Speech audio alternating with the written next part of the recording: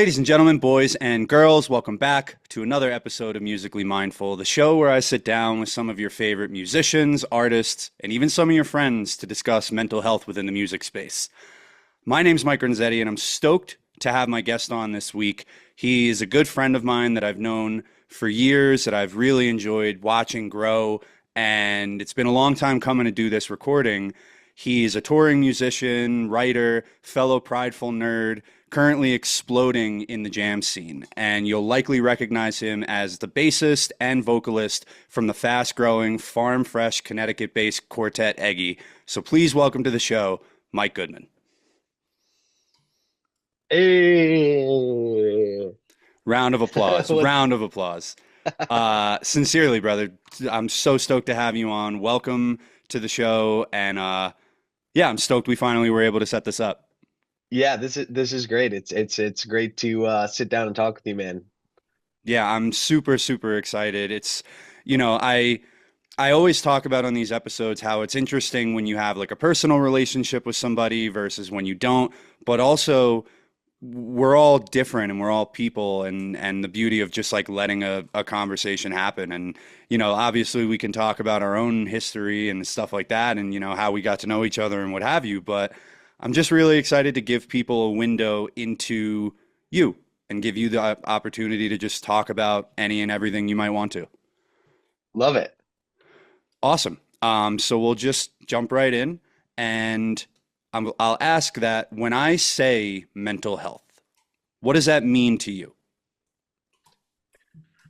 Well, it is it's such an interesting term and phrase. I think some people get scared when they hear mental health. I think they think of it as, I don't know, maybe something like clinical or medical, something that, a lot of us are don't love going to the doctor or the dentist and things like that.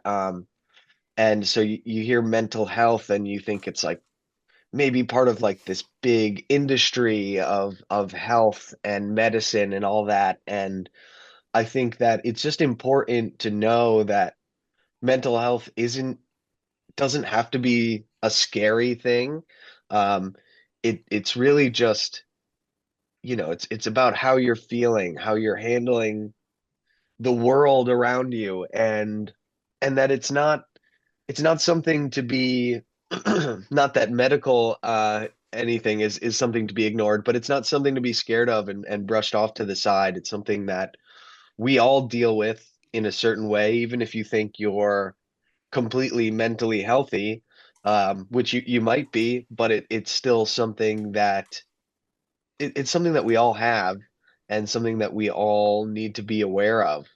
Um, you know, it's it it's one of those things that it can be fragile. You can feel totally fine one day and then the next day be feeling like you don't have a handle on, and it's important to be able to talk about it and relieve some stigma from from the term and from ourselves, and just feel free about getting in touch with yourself and with other people and with the world around you. It's really important part of everyone's life. So it's a great thing to be talking about, and I'm glad that you're helping shed some light on it, because I think in the music industry, um, especially for fans of music, you see these people up on the stage and you're like, man, these guys, everything must be great. Right. And maybe everything is, but we're all people and we all have lives and we all have struggles, and it's important to know that we're all the same. Whether you're a fan, whether you're a musician, whether you're some crazy celebrity, everybody's kind of going through the same things, um, that any person could. Yeah, I mean everybody's tripping over their jeans trying to put them on in the morning. No matter what you Yep. do, who you are, it doesn't matter. And there's so much within that, you said, in reality is that effort is balance, balance is effort, and it's a journey. Nobody has the ability to just say, I'm healed, I'm good, I'm never going to incur stress or anxiety or, even if everything is okay, you might just wake up one day and you're exhausted. Like there's Right. so many different things within mental health as a whole.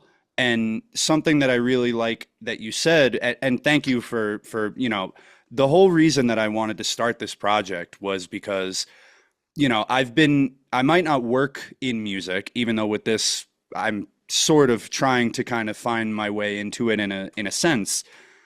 I've been so ingrained in music for so long now. I mean, we've known each other for years, and music has given me virtually almost everything in my life. My friends, the adventures I've had, the places I've traveled, all of it in a way can circumvent back to music. Right. And within music, like you said, I just feel like it is such a space that, there are wonderful organizations like Backline, and there's people that are really starting to, be more upfront about it, artists like Frasco, and there's people Hmm. that are making sure that it's understood that this is a real thing. Everybody needs to talk about it. But in terms of that stigma, I really find it so valuable to try to really drive this conversation forward. And I think it's so important because mental health is a part of just our health, and it's a part Hmm. of the human experience. We're all trying to figure it out, and we're all trying to put one pant leg on at a time and be able to be okay with who we are, accept people where they are, how they are, and things like that. And I think one of my favorite things about you that I've known for years is, and Eggy in general, is that you guys truthfully are like such a family. And there's a lot of surface level stuff in music, not just the jam scene, in entertainment as a whole. There's so much,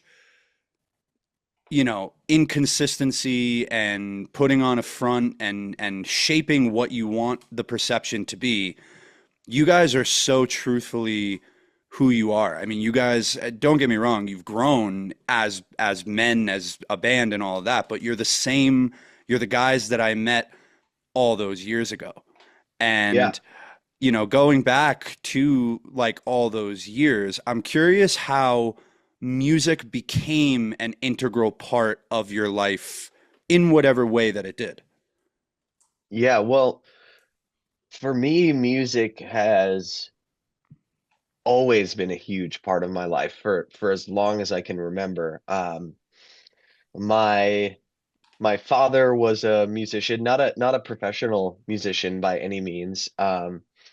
But I grew up with pianos in the house and guitars and everything from saxophones and clarinets, like everything was always around, and my dad could pick up any instrument and just kind of play it. Again, not a professional, but like could do it, could figure it out. And Could he hang. was a great singer. Yeah, he was a great singer as well. And always just grew up with music. My parents would always take me to go see concerts. We used to go to this like Jewish country club thing in upstate New York, and it would have um famous like oldies artists like that would come and perform, and I would, as a child, like I would go and sit, and just enjoy like a live band. And um my father was kind of like an old hippie kind of guy. um so it was always listening to classic rock and oldies. And um my mother she owned a dance studio, and she was a dance teacher, and so obviously music is a huge part of that. And it was always just like a huge part of my life. I remember um one day, I don't remember this story, but it's one of those stories that gets told to you so often that like I feel like it's a memory. Um but apparently one day I was like maybe like 4 years old, and I sat down at the piano in the living room and I plucked out the theme to Sesame Street, you Cool. know? And my mom was like, I was like, did your dad teach you how to do that? And I was like, no, what do you mean? I just like figured it out. And she was like, okay, like you're taking piano lessons like right now. She Right, saw right. that something was There was a connecting spark, there. yeah. Yeah. Um, and yeah, I think I was maybe like 4 years old or something when that happened. So I've always been involved in some sort of musical endeavor. And it's cool when you think about that. You know, I'm in a similar boat. My sister was a singer and did plays. My dad had bands when he was younger, and my dad sang. My mom could play piano. I, played saxophone through elementary school, middle school, high school, jazz band. So like music was always there in that sense. But equally so, like I look at the people that I grab, like I have such a deep love for Elvis because my dad had a Hmm. love for Elvis. And music is really cool in that way that it's expansive, but it's also time capsule. And it really lets you kind of go back into the places that you've been. It shows you, all of the influences that don't like make you go be a musician, but the ways that music influences you in your house, like the ways that you can think of a song Hmm. and you're like, oh, I remember when my mom was like cooking something in the kitchen. And I think Yeah. something that I've found that I was really nervous about when I started this whole thing was I was like, oh, well, like now I'm pigeonholing myself into I can only talk to like musicians. I have to have this. And I thought about it going into this season.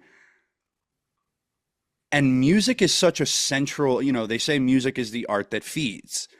And music is so central and localized to everybody. It's the guy driving a truck is listening to music. The girl that's Yep. in her dorm room is listening to music. The guy who's setting up a pedal board. Like it's all there and everybody has their foundation in it. And I find that people that had music kind of given to them when they were young never really lose that. Like, we talk about Right.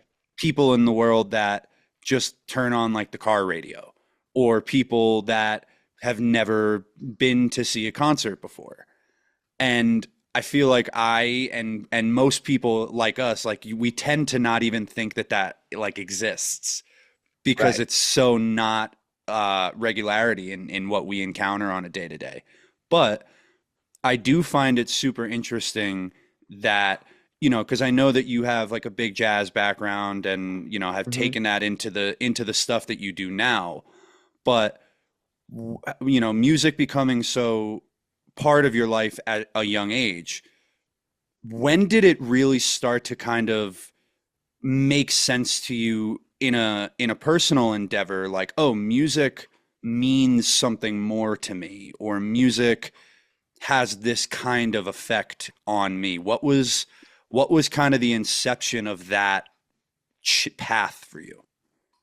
Yeah. Well, it's a good question. And, it's kind of going to throw us right into the deep end here because I was talking about how my father was such a big um, influence on what I listened to and how I approached music.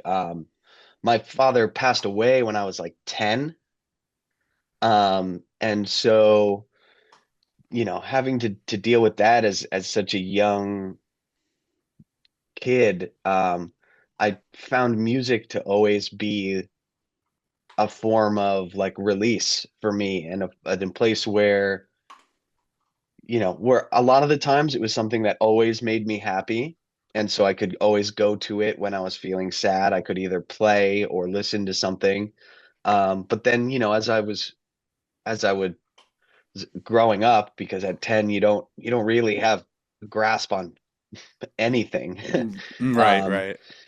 Finding that music was also like a great place for me to like feel sad also, like allow myself to feel some of the pain that I was feeling. It was very, as a kid, you want to be okay all the time. You want to be okay around your friends. You just want to have a good time. You're at school, you have so much on your plate that sometimes it doesn't feel all right to just feel sad or feel down at all. And I also found music was just like a great place to like let everything go.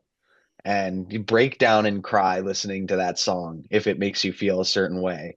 And it it's such a powerful art form because it's not only, you know, music like the pitches and the melodies, but it's also words and lyrics and poem. And it has just such this amazing ability to confer emotion. Um, and sometimes you don't even know what it is. It could be one word that someone sings or the way that someone plays a guitar, and all of a sudden you're welling up with tears, and it's like, where did that come from? And you know, it's not necessarily important to know where it came from or why it made you cry, but just letting go and being like, wow, this was really powerful. And music just has that ability to tap into even stuff that like you're trying to bury deep down. It can get in there and just let you let it all out. And I think that's really important for everyone. Um, people can be so guarded and feel so defensive in their everyday lives, but you could put on your headphones and listen to a song and just be present in that moment and feel everything. You could feel every emotion under the sun in a 5-minute song. You could listen to Crosby, Stills, Nash and Young and just like go on a roller coaster ride of emotions. Um, and I've been there. I mean, who hasn't? We all have, like I was saying with the time capsule, we all have those seminal bands that came to us at a time in our life when we needed it. We have those moments where we all have our sad playlist. We all have our happy playlist. My nature, like this is what I want to listen to when I'm in this space. Even when I go to the gym and I'm like, cool, I want to listen to Rage Against the Machine because like I Yeah. need that energy. Um, and I want to also, condolences for your dad. I lost my dad when I was 17. Yeah. So, a couple years older, but it's interesting. I've been talking lately about him a lot, very randomly. And I find so much of my relationship with him now, when I look at it, a lot of it is predicated on the musical side of what he, when I want to listen to Elvis, I think about him. Like I'll never forget the first time Goose covers his latest Flame. And I remember I was dating a girl at the time and we were sitting and I was listening to a stream and it came on the stream and I was like frozen. Yeah. And she was like, "What the fuck just happened?" And I was like, "I just like you got to give me a minute." And I just Yeah. sat and I listened and it like took me back to that moment when like I was a little kid and like my dad played that song. And Right. that also gave her and I the ability it gave me the opportunity to be vulnerable. It gave me the opportunity to let somebody insightfully see how that was affecting me in the moment. And I think it's very, in our early years, in our transformative years, I feel like the things that you experience musically very well shape kind of the person that you become for a while, or at least Yeah. you circle back to it. I remember like the first two CDs I ever bought were Wu-Tang and Linkin Park. And it was because I'm like, let me go so far the other direction because I want to be rebellious like, for whatever reason, but also it was what I Right. connected with. And then, you come back around and now I'm just like, oh man, like Sinatra sounds great and Queen sounds great and like all that stuff Yeah. that it just sits and it resonates. And I love that you and I both share that, and I think that that's very, very cool. And I'm curious because now that you forayed into learning how to play music and learning to create music and all of those things, we're talking about how music sits within us and all that. Do you find difference in how music affects you as a listener versus as a creator?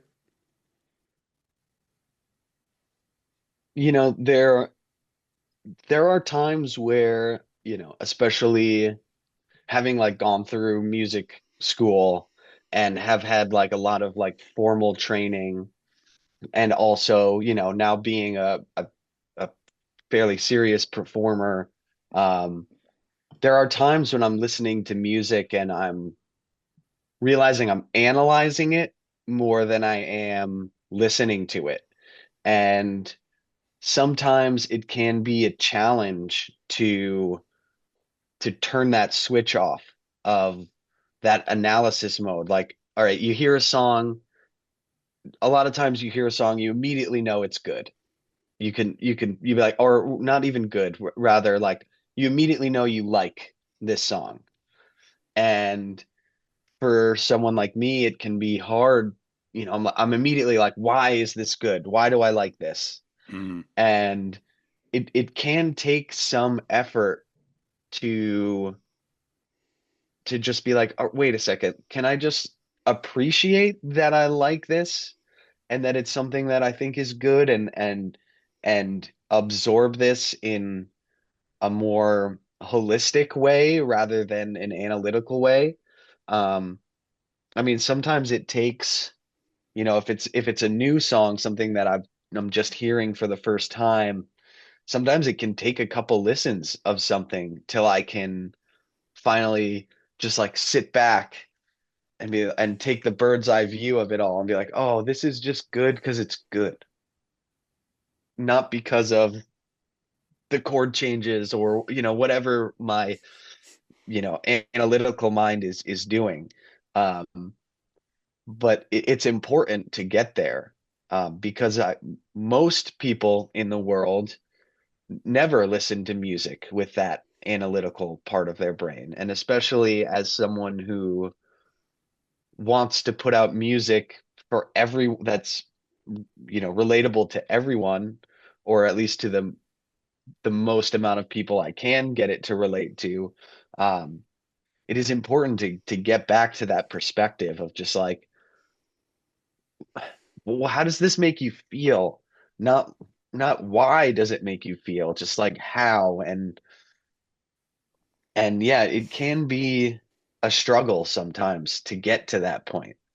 um to get to that like childlike state of enjoyment on music. Um, but it is important to put yourself there. Um, again, because like I was saying, most people in the world don't have that analytical part of their brain when they listen to hmm music. They just think, is this good? Is this bad? Do I like it? Do I not like it? That's the end. That's the end all of their analysis of a Right. Can song. I dance? Can I Yeah. cry? Like, what do I? Right. Yeah, exactly. Right. Um, and so, but it is an important part of music in order to just let go. Well, it's like you were saying before, it's about presence. It's about the ability to be present within whether as a whatever side of the guardrail you're on, if it's at a concert, if it's on a record, if it's off of Spotify, whatever it is, I feel like so many people tend to background music. And Hmm. it's just, it's the soundtrack to their life. It's something, it's whatever. But I think for me, like in particular, collecting vinyl has definitely shaped that. Like I'm sitting to listen. it's an experience. I can't skip.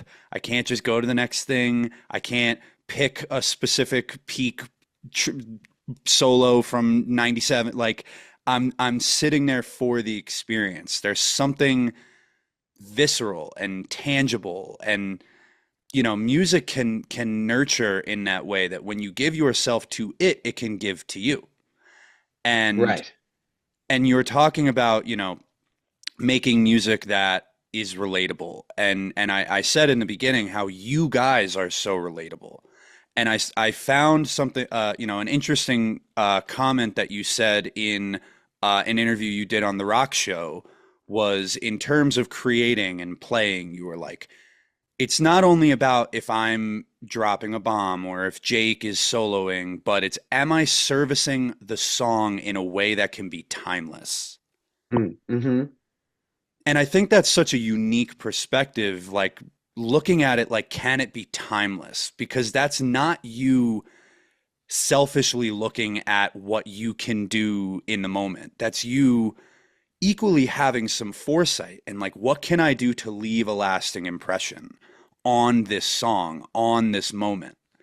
And I think that that's such like a healthy construct to look at it, because like you said, a lot of people don't have the analytical side. There are people that can't read music. There are people that don't know theory. So you might be sitting there like, okay, like this is in 4/4, like okay, like that's a 1/4/5, like, and it's so ingrained in you.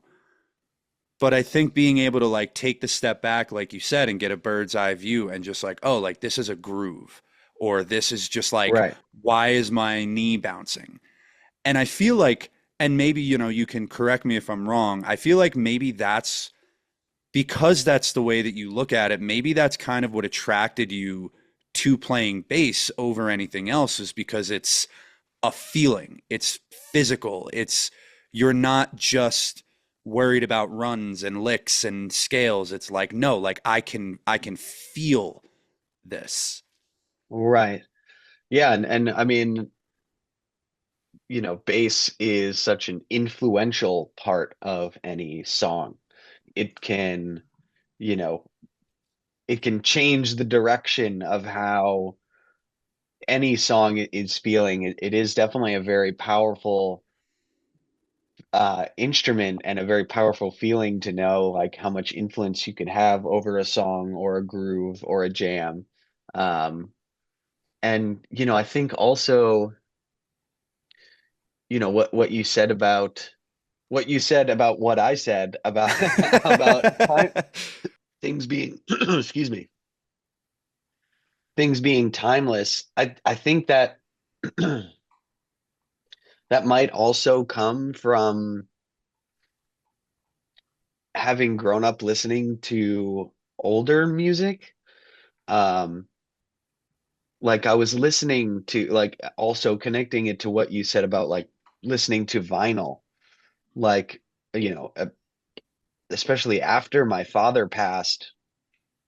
My father had a huge record collection, and all of those records were from the 60s and 70s, and maybe a little bit of the 80s.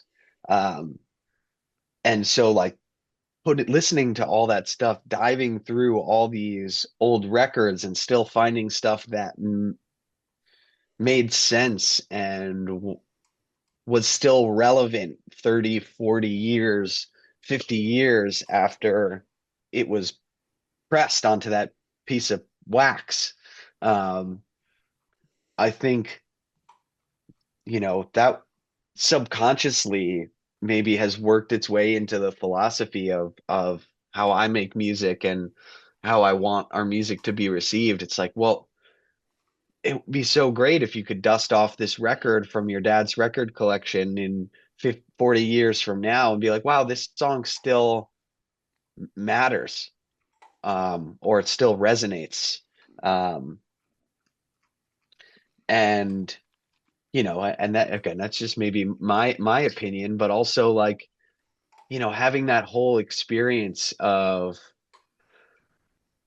taking the dust off the jacket of an old vinyl and holding it up, and this big giant thing in front of you. It's almost like a whole poster in front of you that you get to look at, and then you it's such a tactile experience. You take out the piece of plastic and you look at it and you see all the grooves, and it's a ritualistic thing, Hmm. putting it on the record table and dropping the needle and hearing all the artifacts and weird clicking sounds, and then finally the song comes on. Um, I think that also like adds to that getting right to that point of not thinking about why this sounds good, but just like enjoying it. Um, I think that whole lead up process to listening to a record, um, it kind of gives you like an extra sense of enjoyment, like maybe even like you know, a small sense of accomplishment, where it's like, hey, I had to work. It seems like not work, but I had to work to get this thing out of the box and put it in the record player and press play and turn on the amplifier and the speakers. And um, I think that's a valuable, part of listening to music that can sometimes be lost with like the instant gratification of streaming and YouTube and all that. I mean, I would never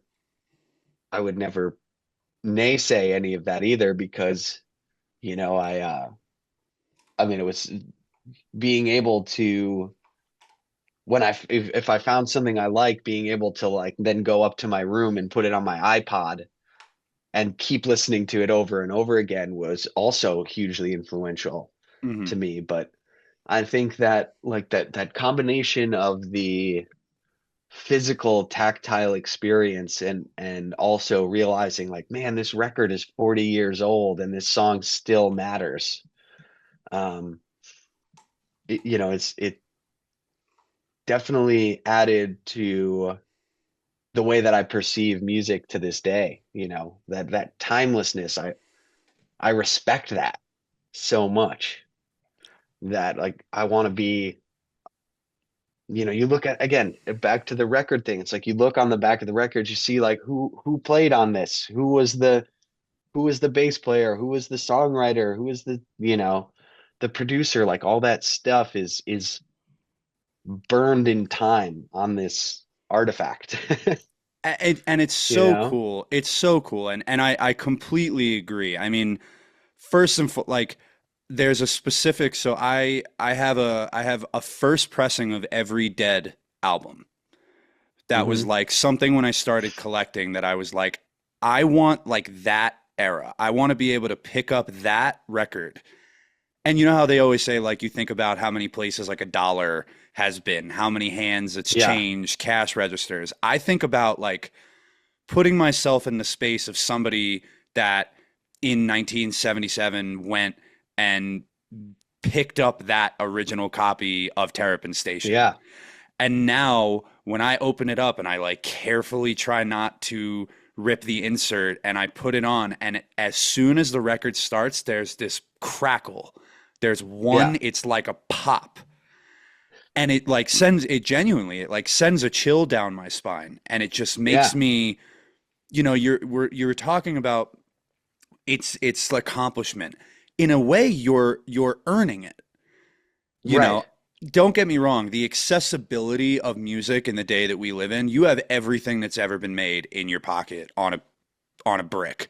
You have Yeah. access to music from the country, from eras, from people, from whatever the case may be. It's beautiful that we have the ability to just at the drop of a hat. It's a beautiful duality. Like, cool, I can listen to Hmm. anything without effort, but also I can find appreciation in earning listening to something. And I think that that is a really cool way I could kind of translate into, the experience, what music means to you as a creator and what music means to you on stage and in the moment. Because just like you said, you're letting go and you're feeling it. It's improvisation. You guys don't know where you're going to go. The last time you guys played here at the Fox last year and you played a 30 something minute boom or bust, like you didn't know that that was going to happen when you started. No. But there's purity in that letting go, equally in line with earning it and working for it. And not only in the, practicing your craft and, the mastery, the 10,000 hours, the number of shows you guys have played and practicing and all of that. But I think as a real kind of metaphor in life too, the ability to let go, but also work for it and earn it. When we're talking about the construct of mental health, you have to let it go and be present, but you also have to focus on it and give it that intention. So, in terms of, earning it and having the tactile experience and working for it, as a creator, as a listener, what do the moments on stage, because it's an equal partnership of you serving as well as it's serving you. Hmm. What does it mean to you to get to be able to create in a live setting like that? Not only for you with people that you love, with people that you care about, how does that resonate internally? How does being on stage and bearing a piece of you make you feel? Yeah. It's interesting because it is such it's also on stage, it's also a dichotomy because there's a sweet spot between being in that perfect flow state of not thinking and just going with the flow and putting your head back and just being I'm in the moment, and also like, hey, I'm working for this right now. I'm trying to make this,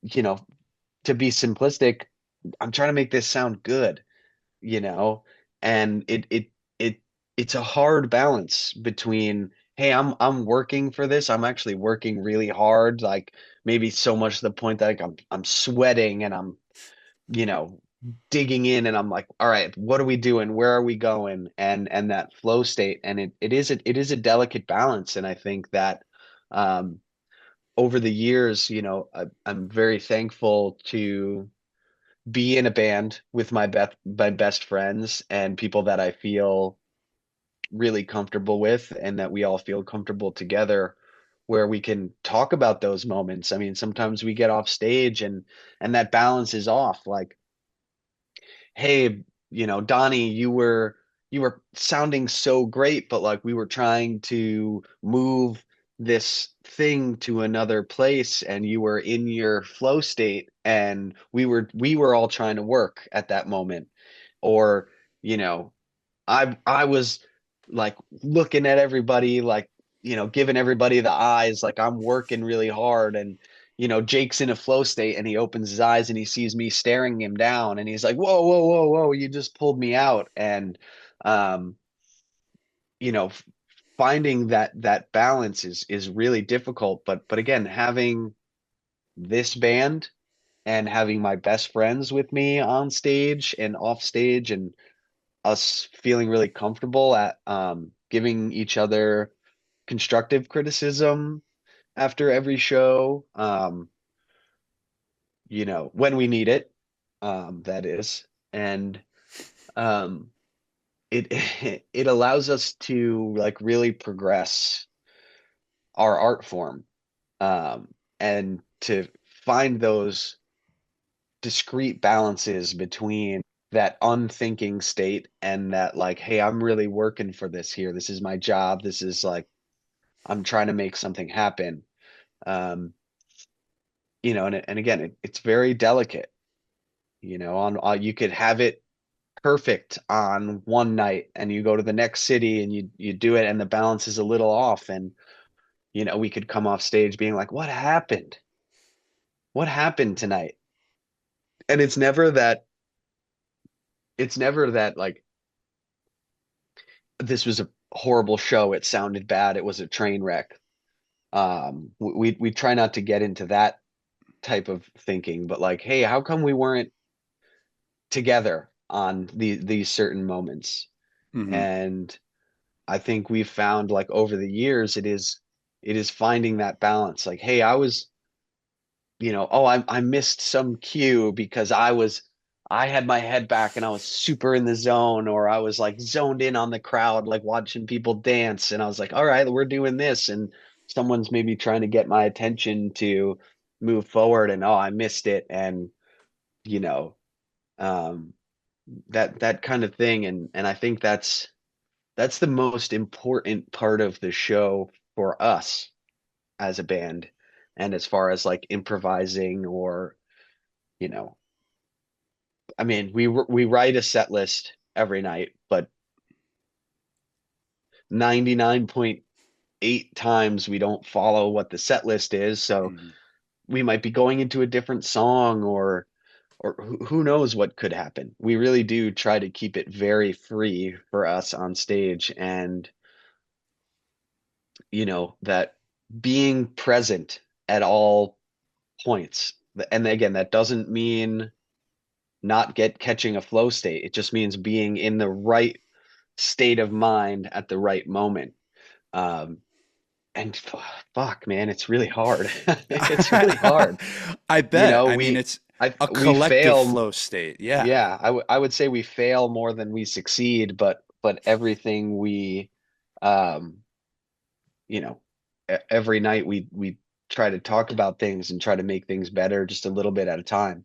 Hmm. Um, so yeah, it's interesting. It certainly is interesting, and it's hard. Yeah. I mean, it's one of those things where like you can't speak. And I think that's part of the reason why so many musicians you have to either do it or know it or understand it. Like a touring musician can't always convey to a non-touring musician. And that's in all facets. That's in Yeah. the the life in the van, the creation, the practice, those moments where like you feel so good but the band is pulling this way, and it's to achieve like a collective flow state. Hmm. Obviously is the intention as a performer, as a unit. You're trying to get better, you're trying to master your craft, you're trying to get to a point where the four of you are in that exact moment and you're all Hmm. with your head back, but you're also achieving. And I'm sure, like I've seen those moments where the four of you are just dialed. Yeah. I've seen it. When you guys played at Cervantes last year, like it was right before the end of the tour, and I could just tell that tour, it was a hefty tour, but I could tell, I was like, they are dialed. The Yeah. communication is it's a feeling. It's just there. And I'm intrigued by the idea that, or rather, if you find that balance on stage, that collective consciousness, all of those things, forwarding your craft in that within those parameters, how does that equally move you forward in progressing just as a human in your own life with the way you interact with people that aren't the guys in the band, the way that you find that ability to find balance on stage, that if it translates into ways that you try to find balance in your own life out off stage. Yeah, well, I think that, you know, it it does in certain aspects. I mean, I think it has heightened maybe our like perception of of of maybe how other people are feeling. I mean, on stage it can be like tiny facial expressions, like micro facial expressions, and it can be like, oh man, like Jake's feeling a certain way, or look over at, or Alex, like, oh, he's feeling tired right now, and he's not going, oh, like exhaling like he's exhausted, but it can be certain little things like that. And I think that it certainly has heightened at least my perception of like social cues on people, where it's like, okay, like, oh, this person is, maybe a little tired. Like, let me give them some space. Or this person is like really excited and really happy. Like, let me give them a little more of myself today. Again, whether that's a fan or whether it's my girlfriend or my mom, um, it's certainly, heightened my perception for how other people are feeling without having to talk about it. Um, because I think that's part of the goal that we try to get to on stage is like, hey, like let's not talk about it. Let's just do it. Um, and again, it certainly is something that you notice in a fan, but also in your loved ones. And it Mhm. can be really, really hard to, especially if it's your parents, like, you want to impress them when you can, and you want to help them as much as, and again, we both spent time with just a single parent at some point. Like, for me, it's like, oh man, how can I help? You know, Mhm. and um, sometimes the best thing you can do to help is step back. And I think everybody gives subtle clues about how they're feeling and how maybe they would want you to react to them. And I think that jamming and improvising and again, having the space to talk about that kind of stuff with my friends, um, has definitely opened my eyes to notice in everyday life. So yeah, I mean, musical connection and musical conversation influences your regular communication and your regular conversation. Yeah, well, but musical communication is emotional Sure. communication. Like it's at least in the way that I perceive it. Um, they're the same, you know. Um, it's an emotion to want to start playing harder or faster or louder. Like that's an emotional signal. Um, Not only between us, but then that same emotion gets projected out to the audience, to everybody that's listening. Um, and those things, while being spontaneous, they need to be intentional, and so I think, musical connection and emotional connection are almost the exact same thing in mind.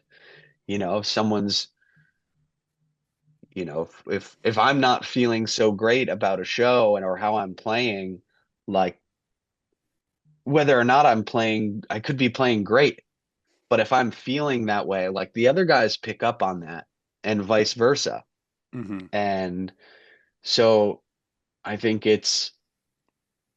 I don't know, I've never quite thought about it like that before, but I really do think that the the emotional intelligence of like playing like this night after night has certainly influenced how I interact with everybody on my day-to-day life. And it's funny when you look at it, and even if you're doing it as we speak on the fly, it's that, like you said, it's the intention.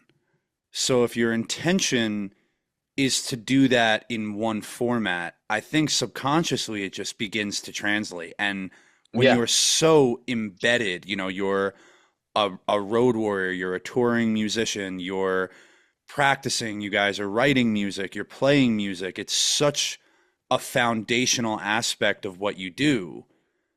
I feel like sometimes we don't even notice how the thing that we're connecting with is trickling out into the other things that we're doing. Yeah. And, to speak just a little bit on that perception, when I had Jake on last season, we talked about my Instagram bio has been a lyric from Watercolor Days for years. It's I'm home wherever my love surrounds has been in my bio for years. And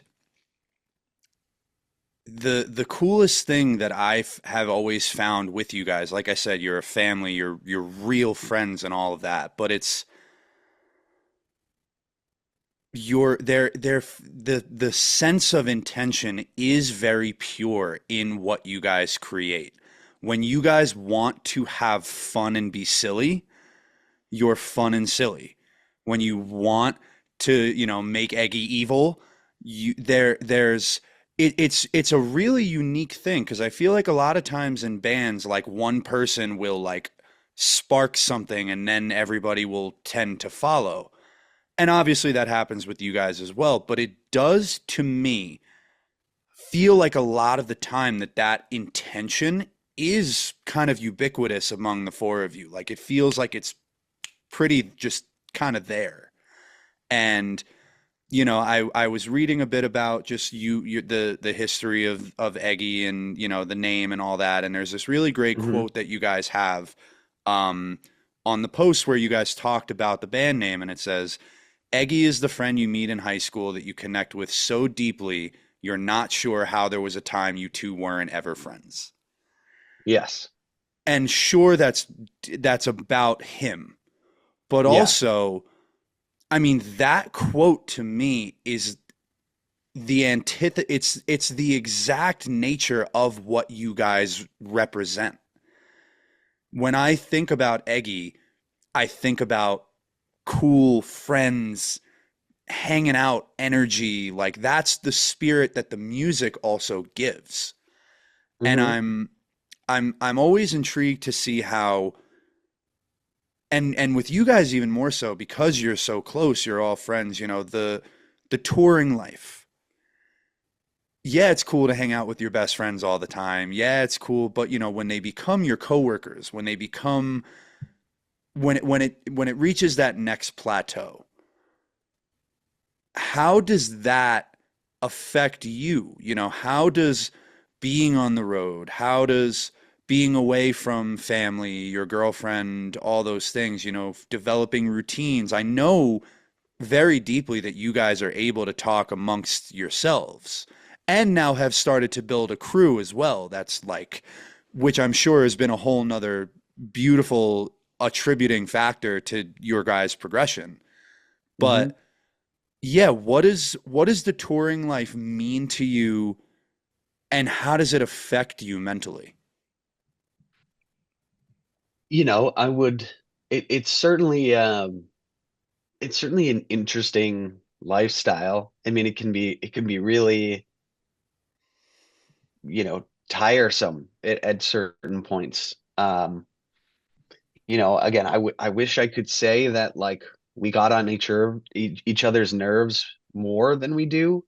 I think like again, I feel really lucky that we're like, you know, we don't like fight that often, and if anybody is ever feeling like a little cooped up or feeling like hey, they need some space, I think we've gotten good at just being like, hey, I'm gonna go take a walk for 20 minutes or an hour or whatever.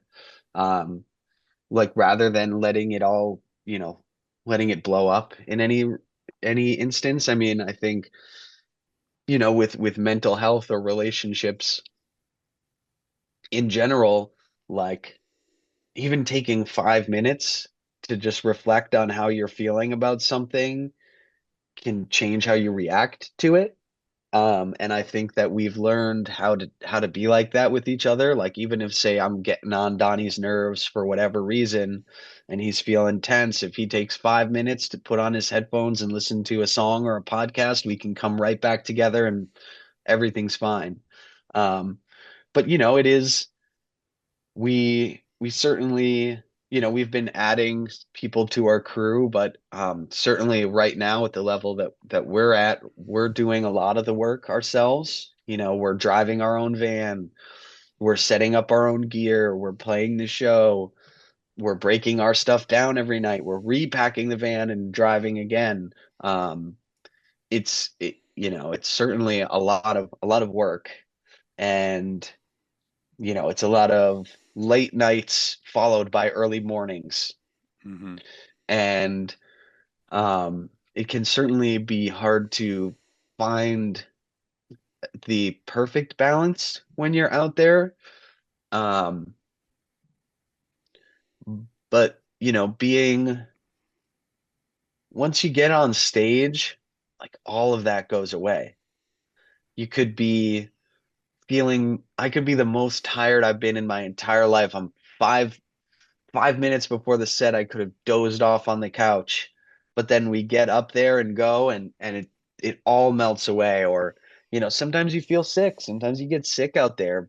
Being cooped up with seven dudes for weeks on end, like you catch a cold.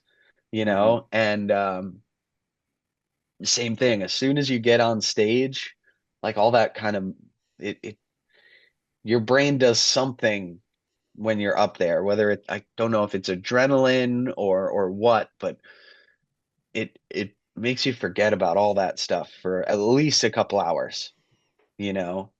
Um, but and it is hard sometimes to stay connected back home. Um, it's certainly a struggle to find some time to pick up my phone and call my girlfriend, especially when it's been 3 nights in a row and I've gotten 4 hours of sleep each night, and I'm just like, I need to take a nap right now, honey. Like, you know, Hmm.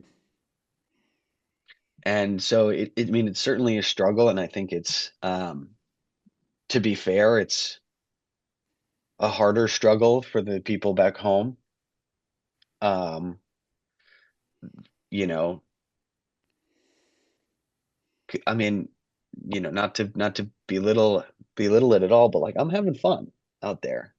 Right. Um, and even when it's really hard, it's the thing that I've chosen to do. It's what I've always known I was kind of going to do my whole life, was something like this. And maybe that's the hardest part, like knowing how much harder it is for the people back home. And I think that is certainly something that I'm concerned about on the road. Um, my hope is that as things continue to progress, or if they continue to progress, that some of that stuff becomes a little easier. Maybe it's easier for some people to come out to more shows, or, maybe there's a little less work to be done night after night where, um, I can find more time to be connected back home. Hmm. Um, there's certainly a light at the end of that tunnel. Um, as long as we keep working hard and loving what we're doing. Um, but yeah, it's certainly a struggle, but again, I love what I do and I wouldn't trade it for anything. So it's worth the, it's worth the hardships for the ups and, for the positives. Yeah, I mean, it's a grind, but I don't think I've ever met or talked to a musician I've never met anybody or been that didn't say that the juice was worth the squeeze, Yeah. and it's an interesting thing to think about that yes, you're equally whoever's back home, they're also separated. They don't have you and all of that. But like you said, they're not out finding these flow, not that they're not potentially finding flow state in their own life and what they're doing and their career or their friends or whatever the case is, but you're out, you're busy, you're consistent, like you don't really even have much of the time to like sit and be like, oh, I don't have this. And I think that's something that's so it's not something that people can really wrap their head around unless that they've done it, unless that they're in it, unless that they're a part of it. Like I remember we weren't able to have the interview, the conversation, but I had a call with Eli from Dopapod, and he Hmm. got on, we got on the call to record, and he just wasn't ready, and he was like, hey, I'm just not doing all right at the moment. Like I just had a big therapy session, like I'm just not in the mood to talk and all this stuff. And he asked me, he was like, you ever been in a band? You ever been on tour? You ever dealt with this shit? I was Yeah. like, no, I haven't. And he's like, it's fucking hard. And Yeah. and and it was like it's funny because like yes, like duh, but the feeling that he was conveying behind it was so strong. And like you guys, part of this whole thing that I want to do is like you guys get put on pedestals. You guys get, don't get me wrong. I not just because like you're my friend and I personally like you, but also like you guys are doing something that is worth reverence. You guys are putting in a lot of hard work. You're creating, you're giving to a lot of people. You're doing something. You're creating something. You're cultivating something.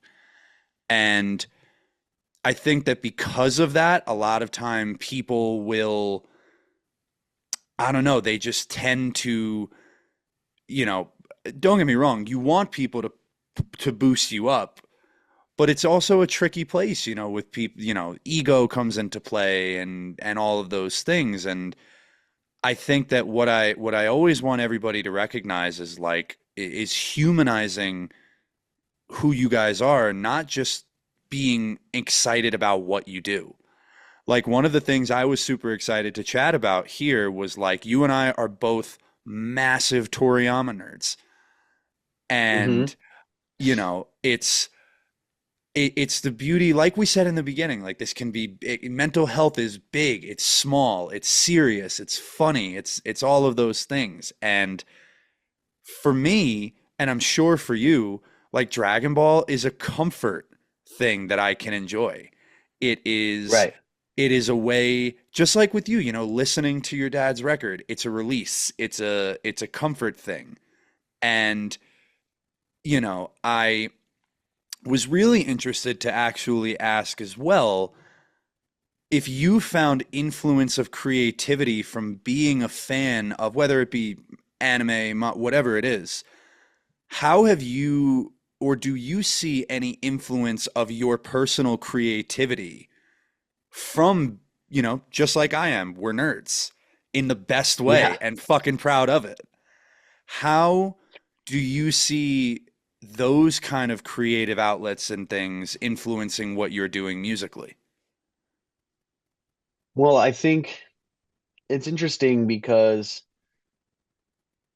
I think at a more base level, I mean, the kind of like shonen anime and manga that I like it is a lot of like, hey, you're the little guy and you have to like work your ass off day in, day out to become the best. I mean, it's a little reductive, but it's kind of what all of these anime are about. Sure. Um, and that is, I mean, that's certainly inspiring if you, choose to look at it that way. I mean, there's also part of it for me that's just like catharsis and just like, man, this is something that I can do and shut my brain off and just enjoy.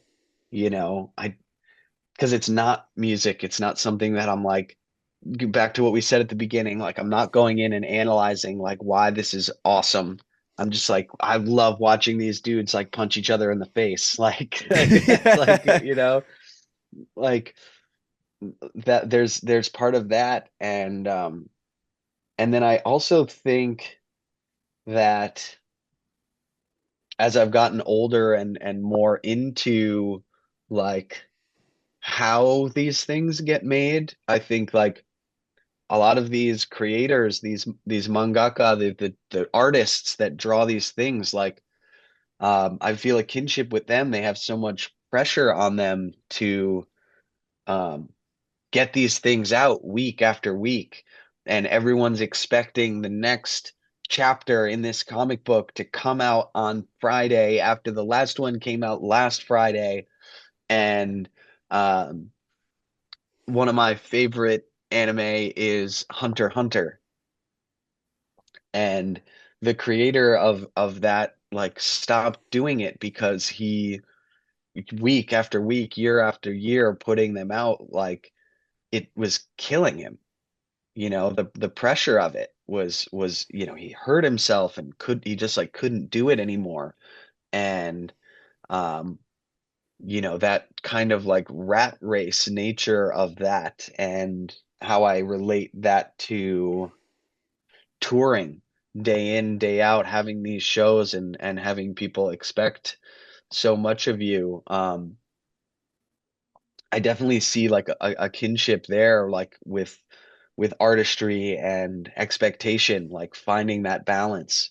Um, I think that, it can be hard. I think that part of what, you know, allows us as a band to be able to do it night after night, even under all the pressure, is like we don't drink, we don't do drugs, like we don't smoke pot before the shows, like we don't party when we have the shows the next night. We don't stay out later than we have to at any point in time. And I think that when you have such a hard lifestyle and there's so much pressure on you, I think it's easy to fall into those kinds of um, you know, coping mechanisms. And although you might feel like you're coping, like what are the negatives on the other side? And you know, like whether it's drinking or drugs or whatever, I think that, you know, trying to find that balance with the struggle and the pressure like inside rather than trying to find it externally, um through substances, or find it externally, through your friends or through calling somebody, um is just part of what I think has allowed us to handle some of this, like, uh, stress and hard work that we've been thrown into these last couple of years as things have been growing for us. Um, but I think that, you know, again, relating it back to like Dragon Ball Z and or anything, it's like the perseverance Hmm. is key. Um, Goku once said, where, I mean, he's not the only person who said it, but it was one of the things that he said, and I had a Dragon Ball Z trading card that it was called "Where There's a Will, There's a Way," and I think about that like all the time. Um, yeah, again, obviously Goku didn't, he wasn't the first person to say that, but No, but definitely not. but it was just something that always resonated with me, and I always connected with that. And it's like it's just it's important to know that, like, at least you'll never know if you'll succeed if you give up. So if you want to succeed, the only guarantee is that you keep working. And so we just got to, keep on trucking and keep making this like a happy place, and something that we can sustain, um, period of time, and hopefully that equates to success. And if it doesn't, well, can't say that I didn't try. I think that that's such a deeper insight to the the parable and the proximity of like what you see those characters doing. Your basically your practice is like your training at Corrin's Tower. Your Yeah, getting out on the road is your, I mean, verbatim or kind of interestingly, like you're running down Snake Way. Like you're right. and that's such a beautiful thing to kind of look at side by side, and it makes even more sense of why you enjoy it so much. I don't even have that, but that's such a cool aspect of that connection that I love that you have, um because I think with any art form, whether it be anime, manga, fantasy, all these things, they're all, whether, no matter if it's you're in Middle Earth or you're in Otherworld or you're, whatever the case may be, they're all rooted in human things. They're all rooted in lessons. They're all rooted in growth. And I mean, Hmm. particularly with the shonen style is growth, friendship, never giving up, all those kinds of, all of like the even like the John Cena type buzzwords, like never give up Yeah. and all that. But like it's so cool that you can take that into internalize it in a way that you can actually use it um in your day to day. I think that that's so cool. Um, it's it's what we were saying earlier again about, like being present. And I think being able to the way that you can sit and take in a manga, the same way you can sit and take in a song, the ability to diverge from the analytical and simply be experiencing and having it and Hmm. all that kind of stuff, I think is a real strength. And it's obviously like you mentioned with coping mechanisms and stuff like that. We all succumb to things. It happens to the best of us, especially in Oh yeah. the landscape of not only live music in the jam scene and all of that, but also just in the world. I mean, there is so much influence and confusion, and there's a million people trying to say a million things about the same thing, and everybody has an opinion and all, and there's so much noise and so many things happening. But the same way you can do it musically is the ability to step back and look at a bird's eye view. I mean, in the social aspect of what you guys do, something else that I think that it was also on the Rock show, or it might have been in a different interview that I listened to, but you talked about how you guys don't look at social media as a negative. You look at it as a tool not only to connect with people that do know you, but as a way to reach people that may never have. And I Right. I personally feel like I go in and out with social media. I ended this podcast and like said that social media I was done and all that stuff. And a couple weeks later I was back because I was like, well, I've changed my Right. mind.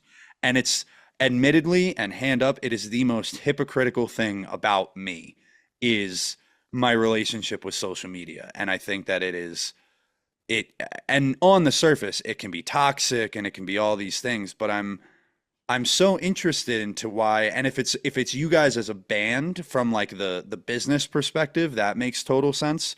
But I'm so intrigued as to why or why you guys don't view it as a negative, and how you guys navigate social media and how it positively how you positively interact with it. I think that, you know, first of all, as on the business level of it, there's no avoiding it. Hmm.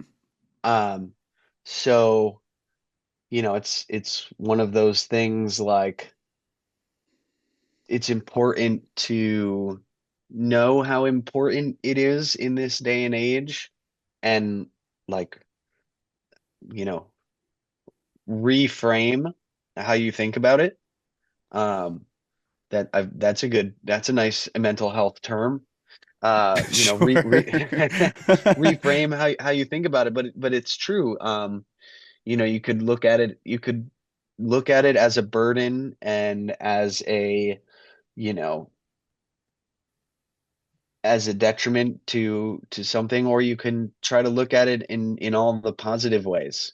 Um, Easier said than done, I think, but Hmm. it's important to start there with like being like, hey, this is important and this is a good thing. Um, Not to say that it's not going to be hard or that at points it's going to feel like a fucking drag to have to do this day in and day out, or um, try something to make a post or whatever that's not going to work, that people aren't going to like. Um, like all that stuff is true and it is going to happen, but starting with the mindset of like, hey, this is good.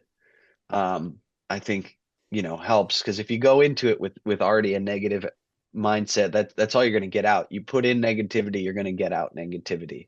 Hmm. um And then, secondly, I think, um, again, I'm not like diving into Reddit threads or anything like that. I think we have, Smart man. but yeah, but I think that, and maybe it's just because of where we are in our careers, like still on the come up. Like I think social media has been an overwhelmingly positive place, um, for us, and I don't expect that to be forever, certainly.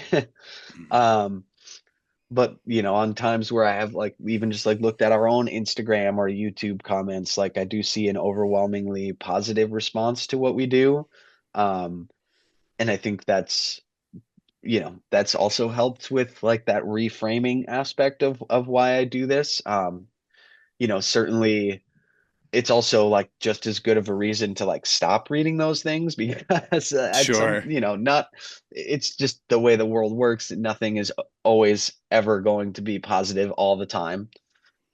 Um, but I think, that has helped my perception of like how this could be a good thing. Um, and, you know, also like trying to just make it fun. Um, you know, trying to do things that like are actually our ideas. Like, hey, we need to come up, maybe management or um, some venue is asking us to make a post or make some kind of video. Um, but then being like, okay, we have to make something, but what we make is up to us. Hmm. And so trying to um, do things that we think are cool and fun and something that like comes from us and comes from the heart and is genuine, um, also helps make it a little easier. For sure. I mean, I've said it throughout this, and I talked about it with Jake too. I am in a fortunate position where I have luckily come to befriend a lot of the bands that I enjoy. I feel very, Hmm. very lucky that, you know, in the same way that you were saying how a lot of people aren't able to look at music with an analytical or listen to it that analytical way.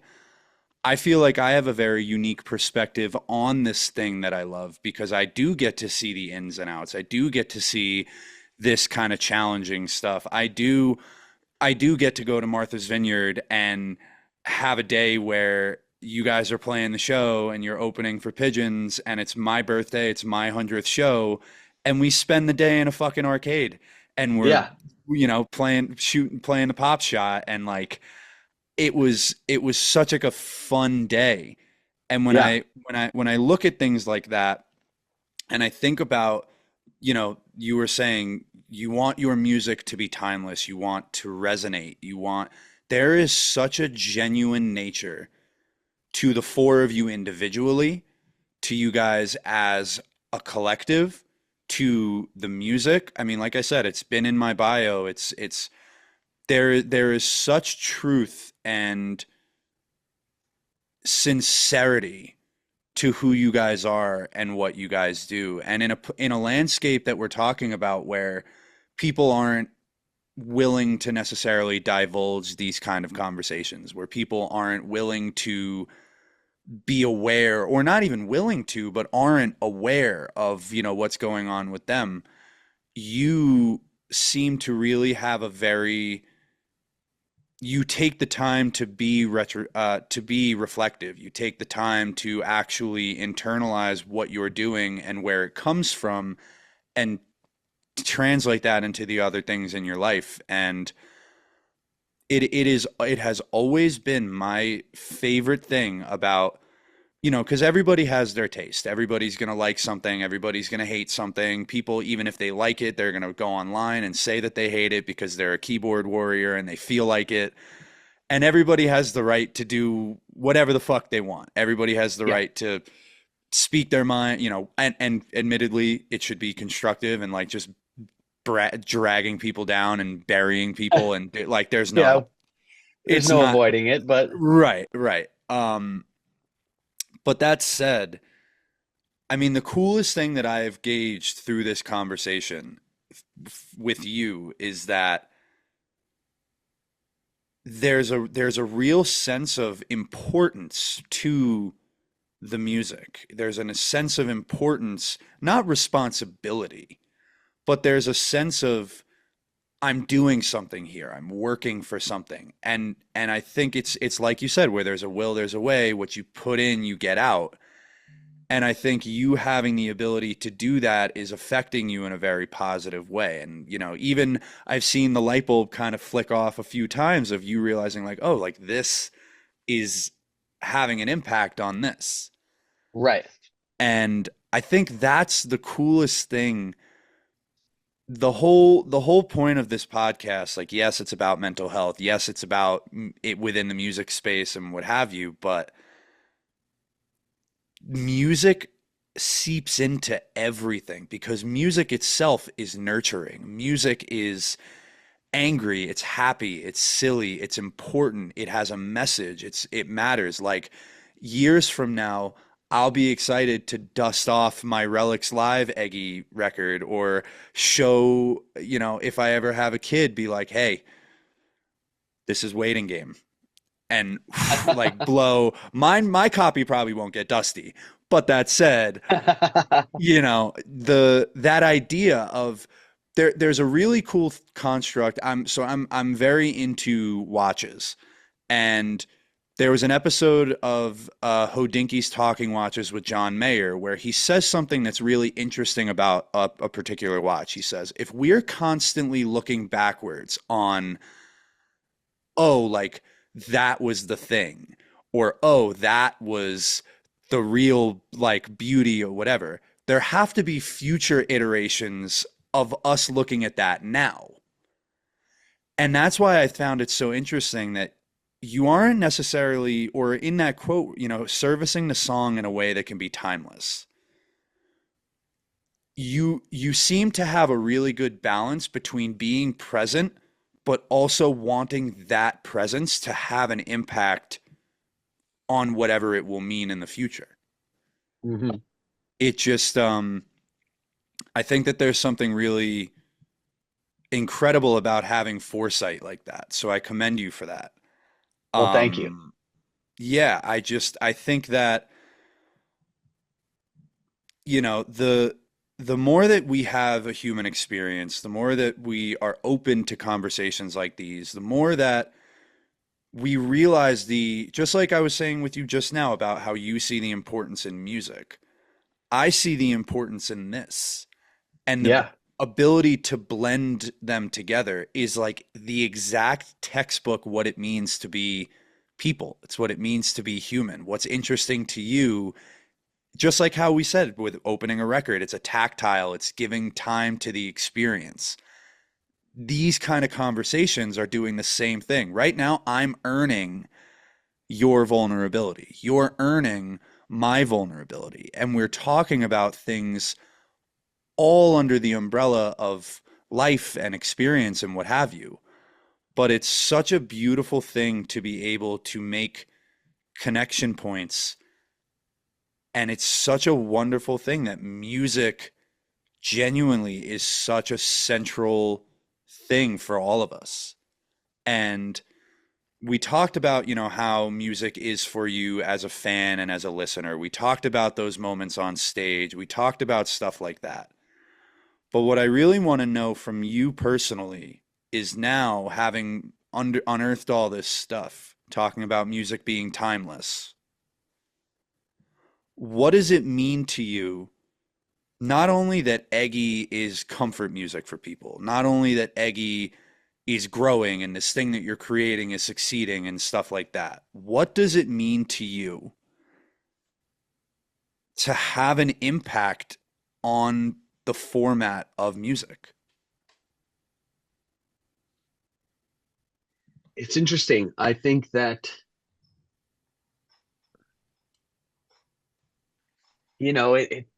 it's hard because music and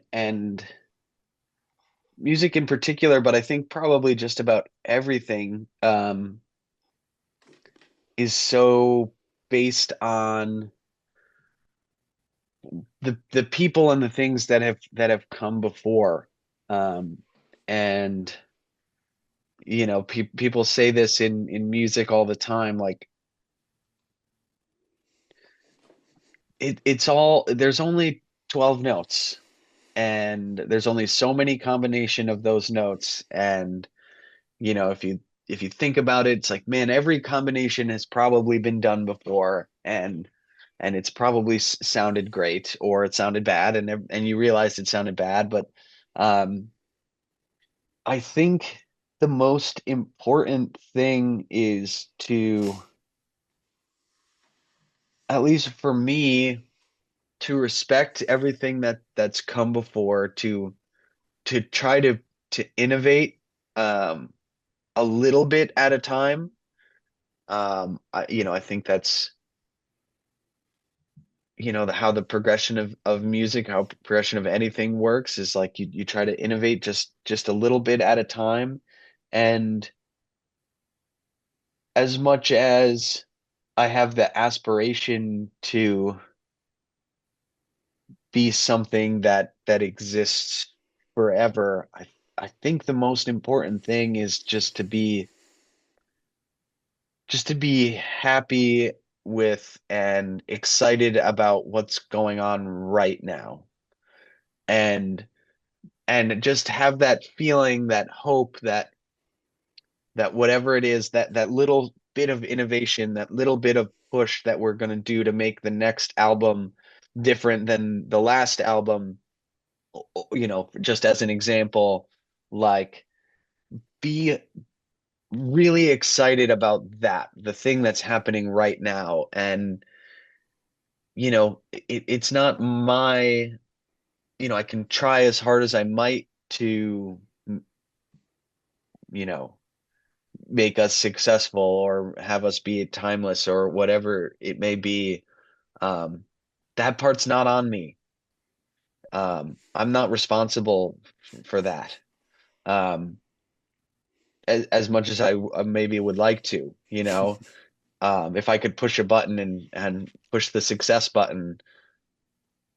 Well, honestly, now that I say it, I'm not sure I would, but theoretically I would push it, Hmm. but that part's not up to me. That part's not up to us as a band. That's, that's the world and the universe taking what we've done and running with it after the fact. Um, you know, no one knows how this next record or this next tour is going to go until it's already happened. Um, so in a certain sense, like, that's out of my hands. All I can do is be happy and with what I'm working on now, and um, continue to work as hard as possible, and hope that it gets to a certain point of success, and that people want to hear it. But yeah, there's a part of that I can't worry too much about right Hmm. now, you know? Well, it's like the dead always said, once we're done with it, they can have it. And and Right. and once you've created it, it'll take on a life of its own. Like, I'm sure, and the reason that I mentioned that boomer bust from the Fox, granted, sure, recency bias and attendance bias, but at the same time, that moment for you guys was another night. And I'm sure maybe in the immediate was like, oh, this thing was great.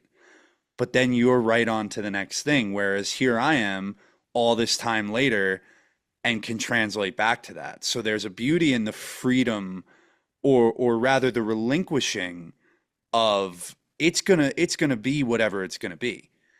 Yeah. And with, impact and all of those things, there's that like beautiful adage of, yesterday's history, tomorrow's a mystery, today is the present. That's why it's a gift. Right. Um, there's a really, really cool thing in in just being able, you said it at the very beginning, it's just being able to let go and just being able to be. And with music, with our mental health, with the way that we interact with people, the way that we delve into our passions, whatever the case may be, the more you can let go. There's this quote that I've come up with that I love, that is, you can't truly grab onto anything until you let go of everything. Mm, I like that. And it's the truth and the reality that the tighter you hold on to things, and the tighter, the more things you put on yourself, and the less willing you are to, like Bruce Lee said, be the water. When I water. was, can I tell you, it's exactly what I was thinking was Yeah. Bruce Lee. So When water goes in, it comes into a cup, it becomes the cup. When it goes into a bottle, it becomes the bottle. Be water. And yeah, with our mental health, waves can crash, water can recede. But if you can be the water, and you can be free, and you can be open to life and the universe and the world and music and people and all of these things, the more you can open yourself up, the more things are able to find you. And there's that balance between manifestation and letting things just happen naturally. And it seems like you are in a very good place with that. And I want to say that I'm happy for you, because outside of this conversation and the podcast and all that thing, like, you're a friend, and I'm glad to see that you, amidst the chaos and the boom that is Eggy, and the rise that you guys are on, you seem relatively sound. And as a friend, I am very happy to see that. well, thank you, Mike. I really appreciate that. And you know, I'm trying every day. Hmm. It's not it it doesn't just come naturally. It is always a work in progress. It's something that you have to think about, you have to talk about, and it's why it's great to have a platform like this, um, to to let some of that stuff out, because it is important. I'm doing the same thing, man. I'm just trying. Um, I really thought about the intention that I wanted to go into this season with. Number one, I wanted it to be a bit more playful, because it's heavy mental health, like you said in the beginning, and I love that you phrased it that way. Is that, like, there's a stigma, and, like, when you hear mental health, people get nervous, and it's this daunting thing and this medical thing. But, like, no, your physical health is part of your mental health. Your enjoyment, your passions, your hobbies, like the beautiful things in life. I took my dog for a walk today, and I stood out on with my bare feet in the grass and just looked up at the sun, and just that was part of my mental health. And Right. creating this platform, the number one thing I really want to do is show people that it's all encompassing. And whether you're on one side of the guardrail or the other, or you're backstage behind the curtain, or you're at the soundboard, or you're driving the bandwagon and you're asleep, whatever the case may be, wherever you are, everything matters, because everything's matter. Like, Yes. it all It's all folds, and connected. it's all Yeah. important. And I want to say thank you for being open, and allowing me to connect with you even deeper. I mean, like I said, I've known you for years. You're a good friend, and I'm happy to be able to give people more insight into you, because it's something that I want people to see. I want people to know you more, know me more. That way we can all just be more human. And what I want to do right now is I want to just give you open floor. If there's anything, could be to anyone, could be to your bandmates, your family, your friends, people listening, Eggy fans, whoever. If there's one thing that Mike would want to tell the world, what would that be? Yeah, that's heavy. I think the best thing that the best advice that I could give anybody is do what you love. Find a way to enjoy just about every moment of your day. And when you're feeling like you're not enjoying it, remember that those feelings are fleeting, and that if you can allow yourself to let go of some of that anger that you're feeling in any moment, you're going to move on to getting back to your happy place. And because we all get angry, we all get frustrated, we all feel anxious. Um, but those moments are always the smallest moments. And the things that you'll remember for the rest of your life are the times like that you were the happiest and most at peace. And I would say remember that those hard moments are fleeting, and that the best moments of your life are the things that are yet to come. I think that's a great bow to put in the idea of being present, foresight, all of it. Truthfully, um, I have nothing but respect for your outlook. I appreciate your time. I appreciate your insight. Um, have and do will always appreciate your friendship as well. Um, so thank you for taking the time. Thank you for allowing this to matter. Of And course. sincerely, I'm so grateful for to know you, grateful to have you as a friend, grateful to be able to talk about stuff like this. And yeah, just thank you very much. Of course, Mike. There's so much love here, and thank you also. This has been great.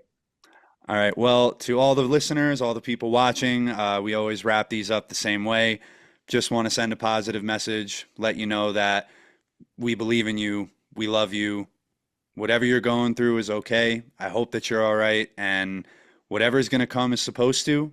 Where you were, where you are, and where you will be are all right. And if you leave with nothing else from this episode, just be. Let go, drop your shoulders, take a deep breath, and remember that it's all okay.